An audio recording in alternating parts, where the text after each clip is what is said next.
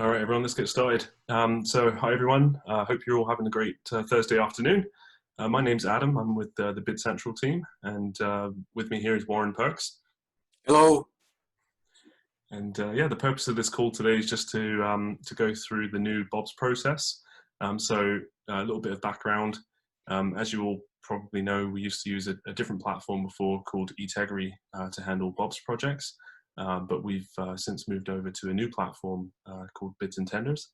And so today we'll be going through how to find projects and how to submit your bid through Bids and Tenders. So this call is being recorded. So if you have any colleagues that missed it, we'll be uploading it online and sharing a link with everyone so that you can watch it afterwards. And also if you need any help submitting your bid for the upcoming projects, then you can reference this video too. Warren, do you want to maybe start by kind of talking about the open project that we have right now with BOBS? Yes, so the first project that we have is the two schools in Langford, which I believe probably most everybody that's on this call is going to be bidding on.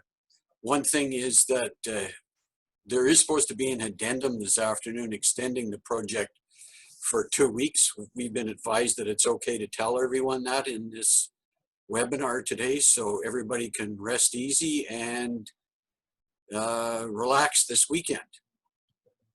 So Adam, I don't know if there's anything else that you had in mind. No, yeah, that was great. Yeah, so for the purpose of this call, what I've done is I've just created a test project, and so we'll be going through finding that project and submitting a bid through that test project.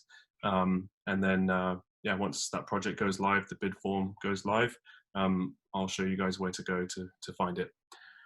So, all right, I'm going to go ahead and share my screen with you guys. We just finished putting together a user guide for this as well, which is right here. So we'll be publishing this on the BOBS help page, and if you want to access that, you just go to BidCentral.ca, and then under help at the top, you'll see BOBS help. And so on the BOBS help page, we've got active BOBS projects. So that was the project here that Warren referenced, and all of the pre-bid interpretations are all listed here. And then underneath that, there's just a general help topics with our rules and procedures, and a new one that was posted regarding the platform transitions, terms and conditions, and all the other stuff that you're probably all familiar with. But we'll be posting the help guide up in here as well. All right. So what I'm going to show you here is the Bids and Tenders platform. So the link that you'll want to go to when you're looking for projects, BOBS projects, this is our unique URL right here. So it's bidcentral.bidsandtenders.ca. And that is in the user guide as well. For sure. So once you go to that page, you'll see this is a demo project that I've just invited myself to. So I'm going to go ahead and register for this by clicking there. Click I agree. And now I've registered for the project. And now when I go into this project here, I'll be able to see all the information about this project, when the closing date is, instructions for general contractors, instructions for sub-trades that are bidding on this project as well. And so I'm going to go ahead and start my bid submission.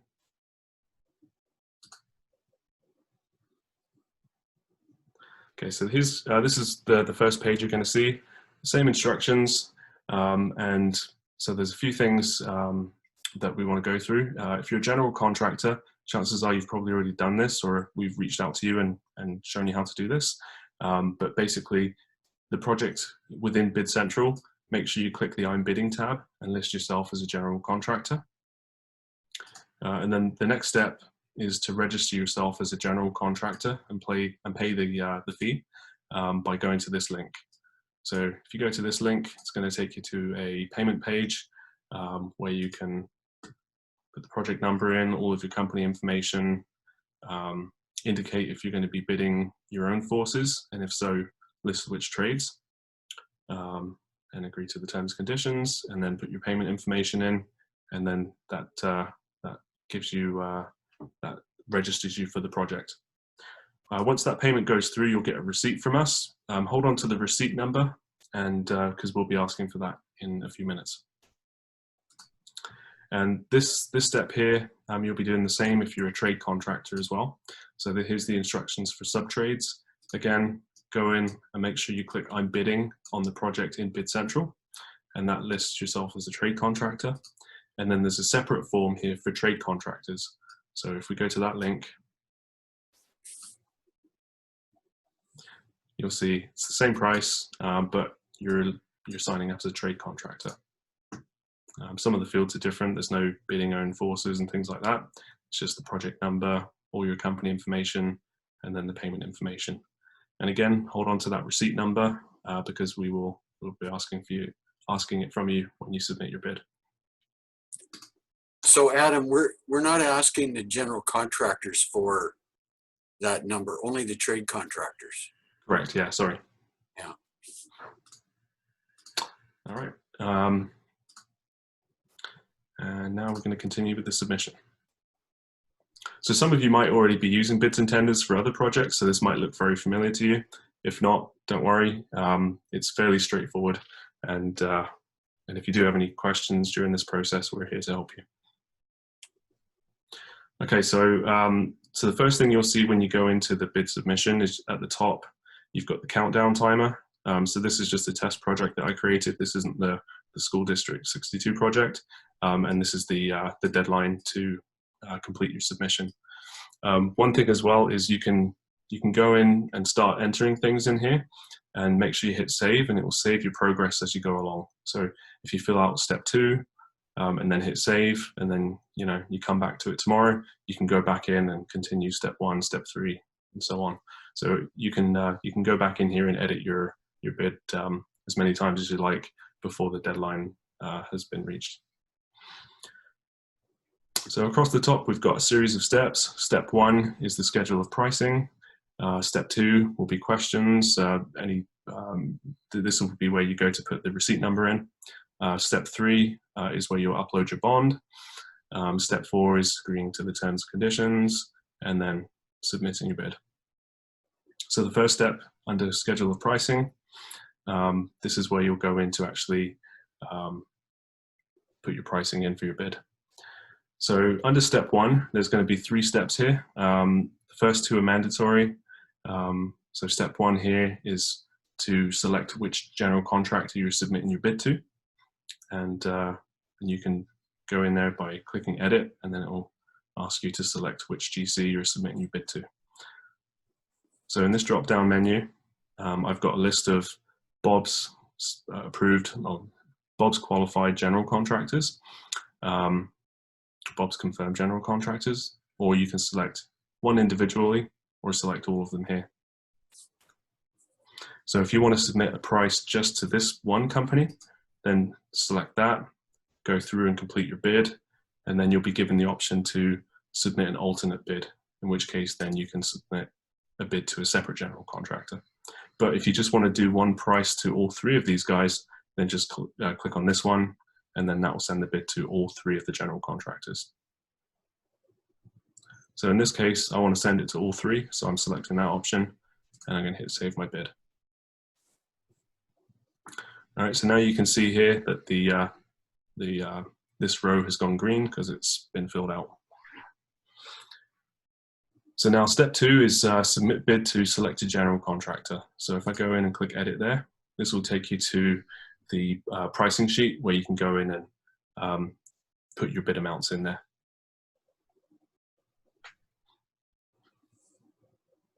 So here we're going to list all of the different trades, and you can indicate whether you're bidding to those trades, yes or no, and if yes, what your bid amount is. So let's say in this one I'm going to do masonry, but then all of these other ones I'm just going to click no to.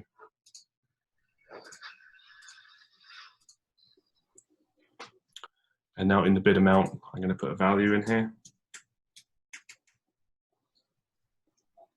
And then in the other ones, actually, you can just leave those blank.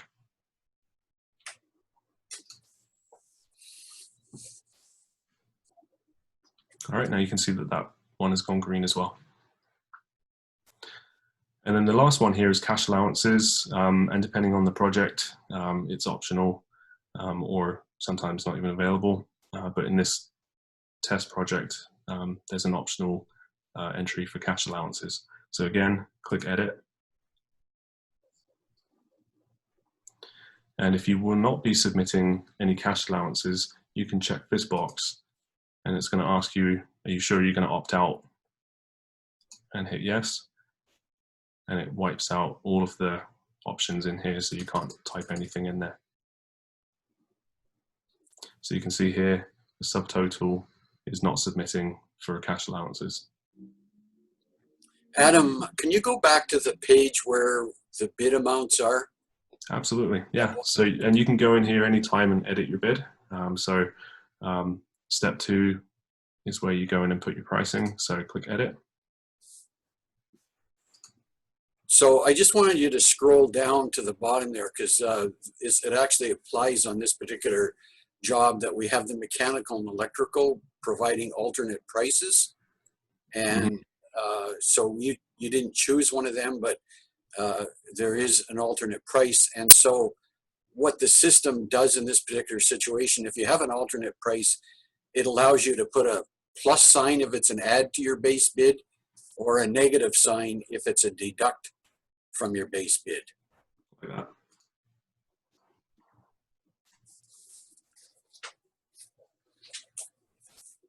So you can see it saved it now. There's a negative amount for the alternate price, and then that's my bid amount for the electrical work.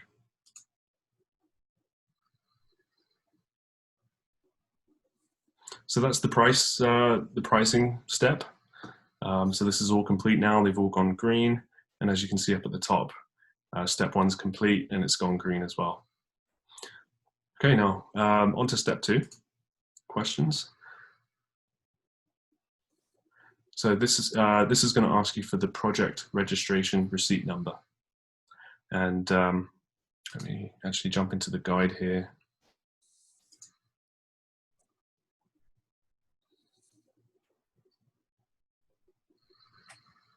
In here somewhere, here we go. This is what one of our receipts will look like. Hopefully you guys can see this image okay. And you can see up at the top, there's a receipt number here, circled in red. Just copy that and then paste it into this box.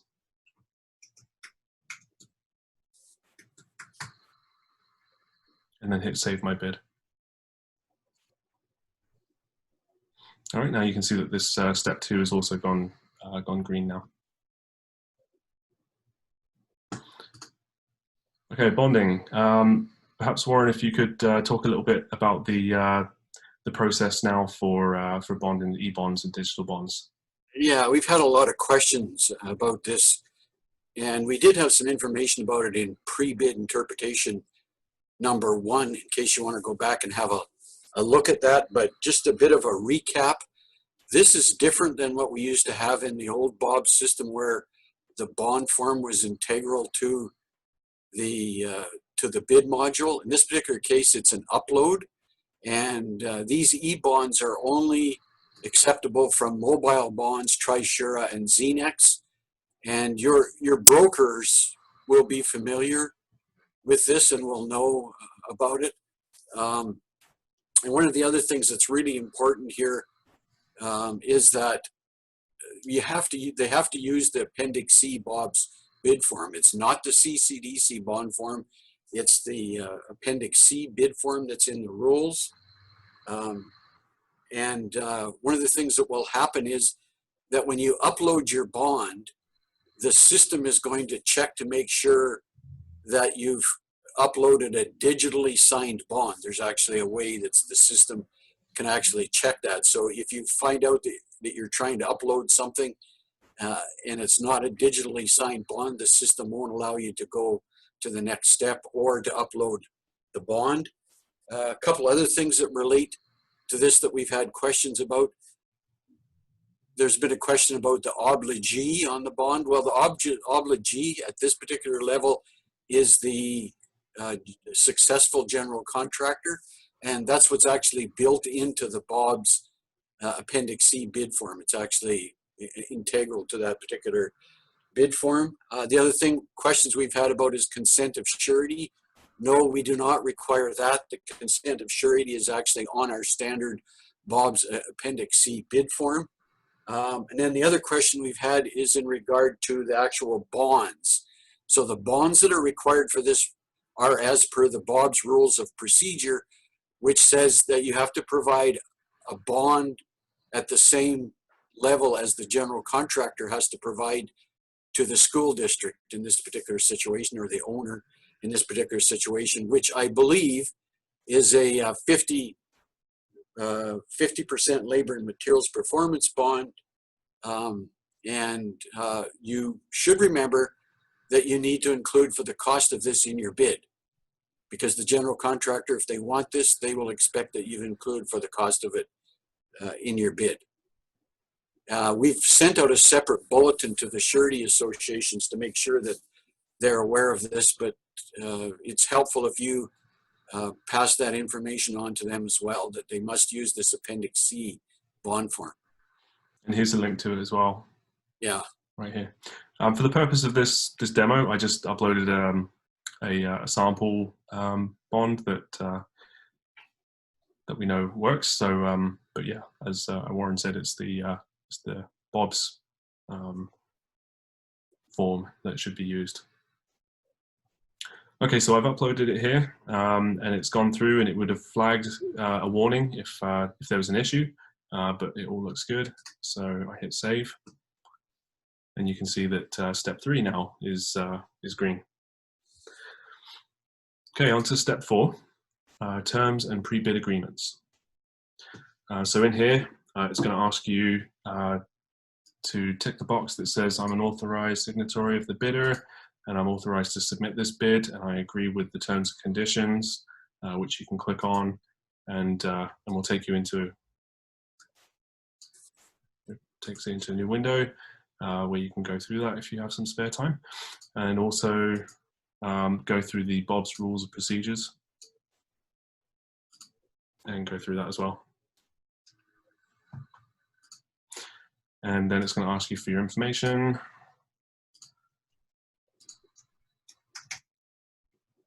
This is my fake construction company. And now here it's going to ask you to declare any potential or actual conflicts of interest that could arise from bidding on this bid. Do I have a conflict? I do not. Now in this section here, there's an area for addendums. Now we won't be using this feature within bids and tenders. It cannot be disabled, but we will not be uploading addendums into bids and tenders. It will all be done through BidCentral. So while there will be a section here that asks you, to review the addendums, there's no addendums in here, so it can be disregarded. So once you've filled all this out, click Save My Bid. And that's gone green. And now step 5 is to preview your bid. So right now, it will throw up any warnings. This particular one says you're submitting this bid before the deadline for questions has passed. We're actually, for this particular project, it hasn't been disabled, but for all of the projects that we'll be doing, the question feature will not be enabled, so this message won't be relevant. Underneath that, you'll be able to preview your bid here. So here's all the information I've submitted, all of my company information, who I'm submitting my bid to. So I'm submitting it to all BOBS general contractors, and my bid amount for masonry, and my bid amount for electrical, and the alternate pricing there. Any cash allowances would be in there. I've got my project registration number here. This is my digital bond that I've uploaded, and this is where I've agreed to the terms and conditions. So this is just a fail-safe for you to go through and review everything that you've entered, make sure it all looks good, and you can. Oh, go ahead. Adam, can you scroll down to that part there where we have the part about the acknowledgement that GST is excluded? Yeah. So this schedule of prices, this clause will be in there, and it will say that GST is excluded and that you've bid according to the documents and included all addenda, specifications, pre-bid interpretations. And it also makes reference to the standard contract that's required, CCA 1 or amended by mutual agreement. So that schedule of prices is information that the general contractors will be getting, and in essence is contract A of your bid. It defines what your bid includes for the scope of work. Gotcha. Yeah, thanks for clarifying. Got a question here from Yoon, and the question is, as a sub-trade, do I need to pay $125 only to submit the bid, or is this annually?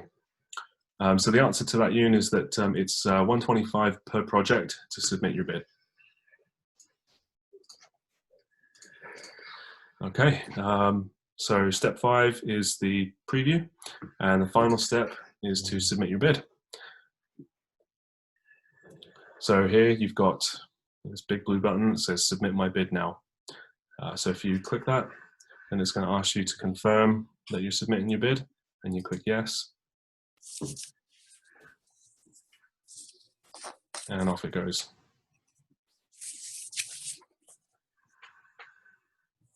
So you can see it's just thinking here. All right, so it says success. I've successfully completed my submission for this project.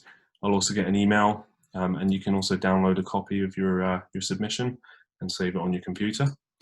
Now that I've submitted my bid, I can actually go in and edit or withdraw my submission by going into my bids.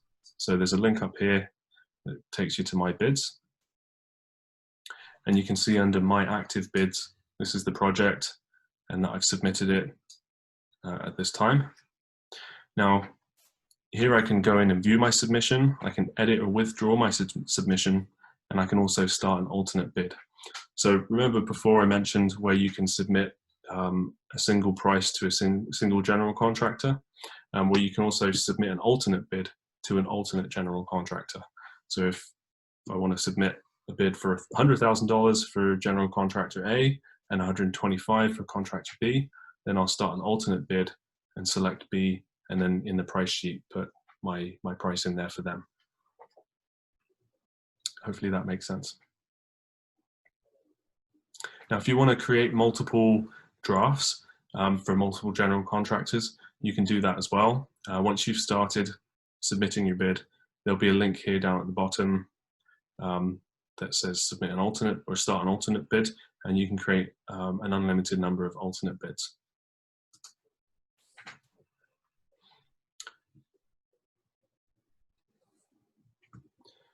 So that is pretty much the gist of it. I showed you how to go in, find the project, and submit your bid. Again, you can go in here and edit or withdraw your bid, or you can go in and submit a separate bid, an alternate bid, by clicking on that link. And if you guys want to see that, I can go through that again if you like. Okay, someone just asked for an example of an alternate bid. So perfect.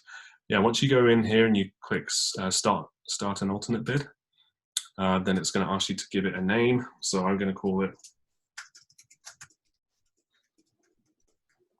alternate bid to GC2, and I'm going to create that.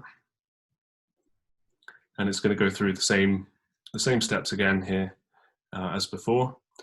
And so in this case, I'm just going to go to this company. And in my bid price here, I'm going to say masonry, but this time it's going to be $125,000, and I'm going to go no to all these guys.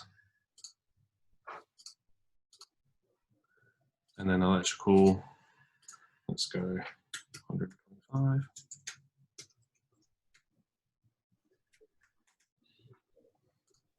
So just GC2 will receive this bid, whereas before I selected all general contractors, so all of them will receive that. And then for the cash allowances, I'm not going to do cash allowances, so I'm going to check that, and then hit yes, and then hit save. So now if I go back into my bids here, let's just hit save.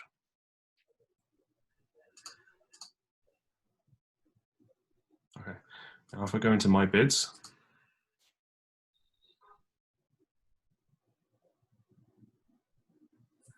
so you can see under my active bids, I've got one that I've submitted and that one is in progress. So you can create another alternate bid if you want for GC3, or you can go to manage my submissions, where you can see the first one that I created, where I can view or manage it or edit it, or I can go in and continue editing this one. So you could, if you wanted to, bid a different price to every general contractor. Absolutely, yeah. So that would just be one main bid and then two alternate bids. And you can see here that it's saved all the information that I've put in here. And you don't need to pay twice if you're submitting. So if you're submitting an alternate bid, you don't need to go and pay a separate 125. It's just the one for the one project.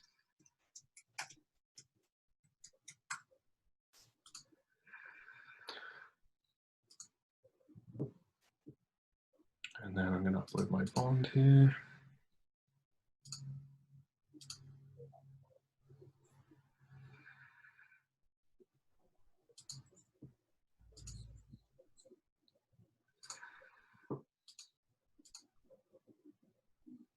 I got another question here. Is the procedure similar for the GC submitting their bid? Warren, I'll let you answer that one. Well, on this particular project, there is no online bidding for the general contractors. They're submitting a paper bid, but bids and tenders do have the capability of doing a general contractor bid, and we are seeing some owners in British Columbia using this same format for general contractor bidding. The health authority in the Lower Mainland and the health authority in the interior are two that we know of that are accepting bids through this same format. Perfect.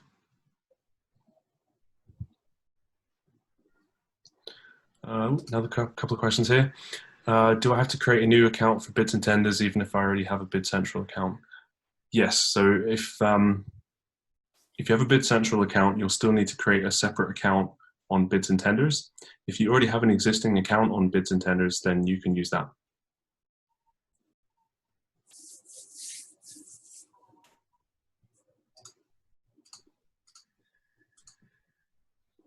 But I think on this module, the creating of an account is just a simple matter of filling out some information, right?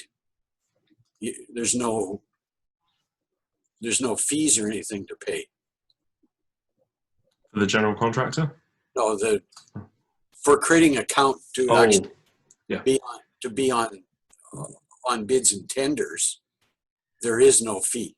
There's no fee to create an account. Yeah, if you go to BidCentral.bidsandtenders.ca, this link here, then it will ask you to create an account. But yeah, it's free to create an account.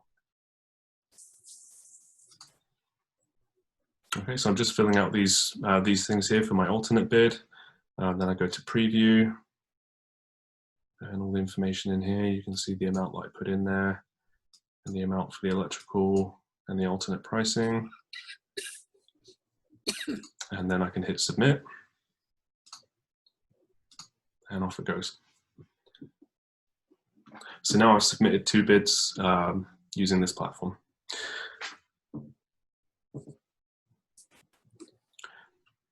More questions coming in? Can you start the alternate pricing at the beginning of the submission, or do you have to wait until after the initial bid? No, you can create multiple, if I understand correctly, yeah, you can create multiple alternate. Oh, can you start the alternate pricing at the beginning of the submission? Yeah, you can go in at any point in time to any of the steps and fill it in, and just remember to hit save, and it will save your progress.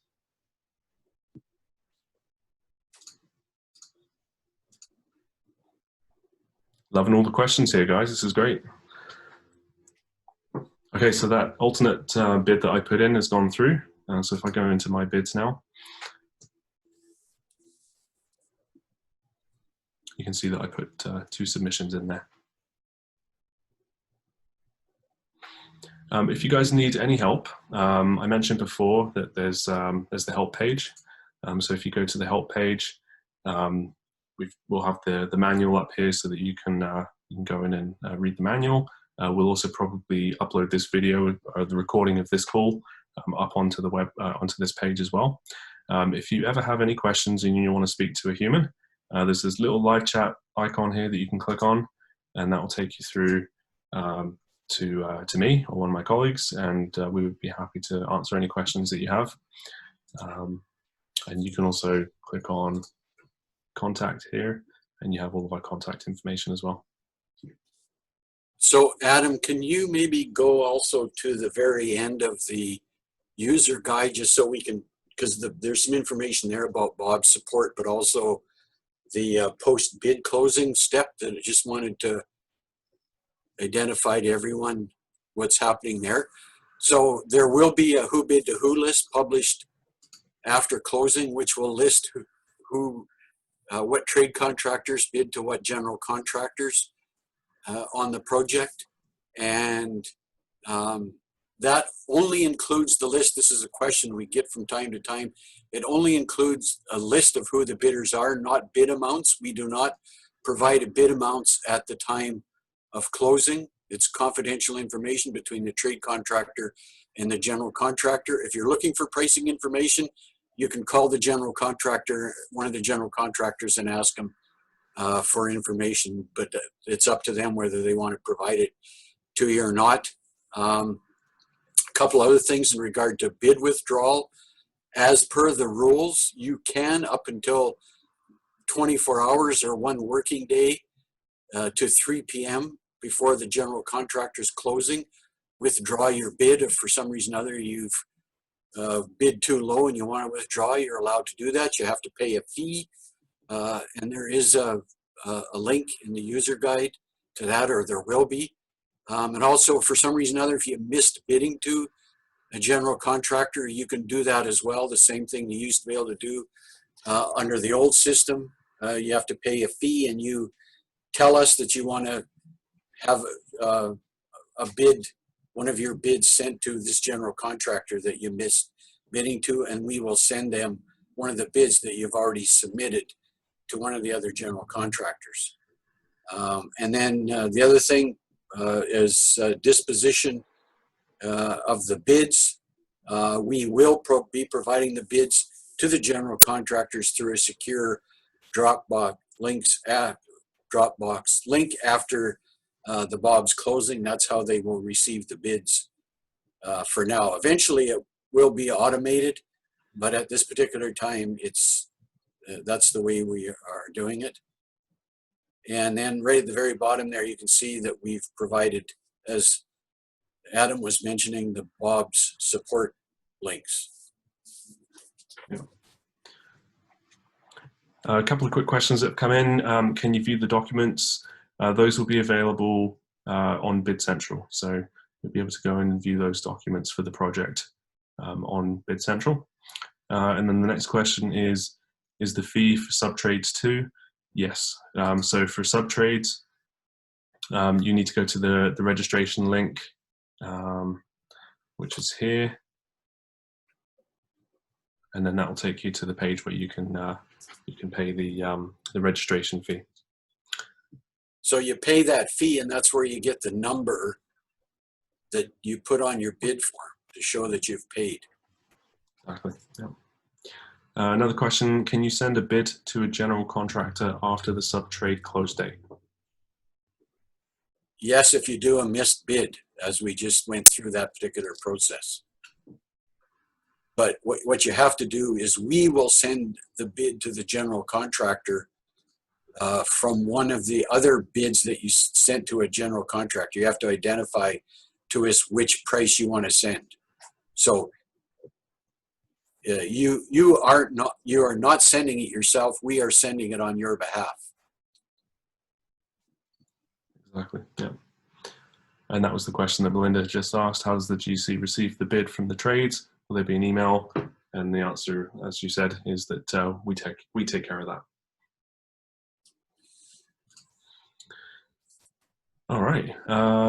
So as you can see, this document's still, it's just in its final stages of going through revision, and then it will be uploaded for you guys all to see.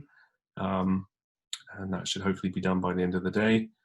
As for the actual, the project that we have open right now, that should hopefully be up. What do you think, by the end of the day tomorrow, Warren? Yeah, tomorrow or Monday. Let's not promise anything, but in case anybody missed it at the beginning of the webinar, the project is being extended. I don't know whether the addendum has been issued yet, but we were told there's an addendum extending the project for 2 weeks. An addendum being issued this afternoon. So it'll now close for BOBS on August the 7th. All right.